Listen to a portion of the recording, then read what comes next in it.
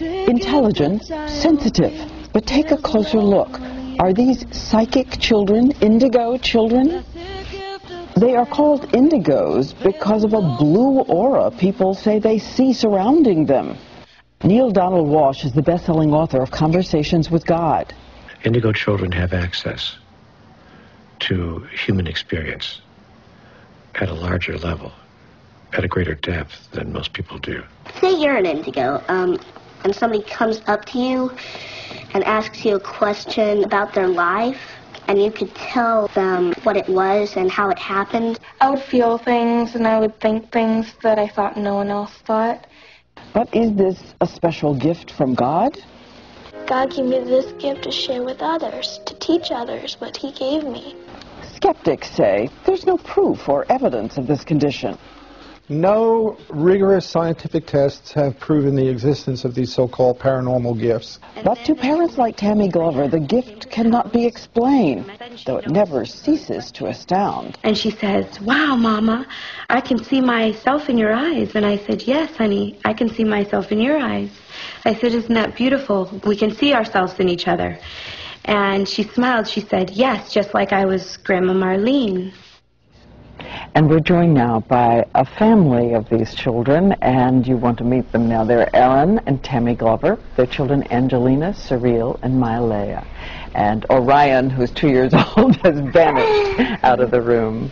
Little sleepy, are you here? Can we bring the camera in a second? Because I want everybody to see, first of all, your eyes, which are truly an amazing shade of blue. Now, Tammy, tell me the first thing that led you to believe that your children have special, psychic, spiritual powers?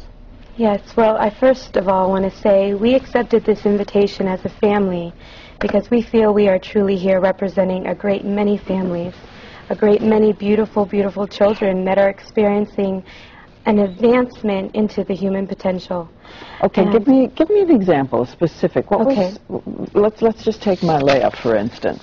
Well, all three of the older children remember vividly previous lifetimes that they have had. And Mylea, for example, lives in lucid, vivid memory of being my mother. Of being your mother. And this Absolutely. Is something she came up with?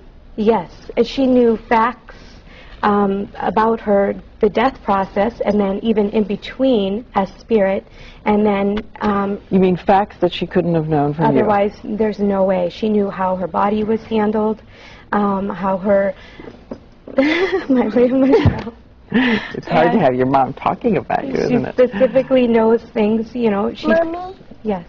God, too. Yes, God, too. God, too. Angelina, what about you? Do you have a feeling? Do people treat you as if you're different? Do your schoolmates treat you as if you're different? Well, no, all my friends were just, we're not like, they don't act like I'm higher, or I don't act like, they're lower. We're just kind of all on the same level. And do you have a feeling sometimes that you know things other people don't know? Sometimes, but most of the time I really feel like a normal kid, and these experiences, they seem kind of normal. They don't seem...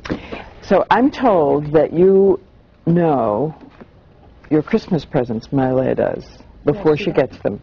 Every year. Well, yes. She describes things before I go to the store. She'll tell me, "You're going to get me a pair of shoes, and they look like this." And she's waiting for me at the door when I come home. But what about this, Aaron? Because a lot of the skeptics say, hey, this is just projecting. They're picking up things from you, that we can all read psychic powers into anybody if we want to. Well, I mean, to all the skeptics, this experience for us is like, we're not really here to convince anybody. We're not here to convert people. There's going to be people that are going to believe, and there's going to be people who won't. And that's not really something that's within our power. But you were curious enough about it, Tammy. You had some of the children tested for autism because you thought it was so unusual? No, that's not correct. Oh, I thought I saw that in the note. Because, again, yes? I have a cat named Osiris, and then I have a cat named Mucho, and Mucho. You have a cat named Osiris, And a cat Mujo named is Mujo. God. And Mujo is God. Well, that's very The interesting. Mujo's gone. Oh, gone. Yes. Gone. Oh, I'm sorry about Bethany. that. What do you hope for them? What do you want to see from them? Do you think? I just trust in them explicitly. I feel that they are beautiful at being themselves, and who they are is they're in an environment that supports their gifts and their beauty, and I just trust them. And surreal? Yeah. Do your friends treat you differently? No, it's sort of like what Lena said. They treat me the same as any other kid. But do you feel different inside? Just a little bit. Especially on little sleep in the morning. The other thing that I just want to say before we go, everyone talks about a blue aura surrounding these children. You see it when you look at them?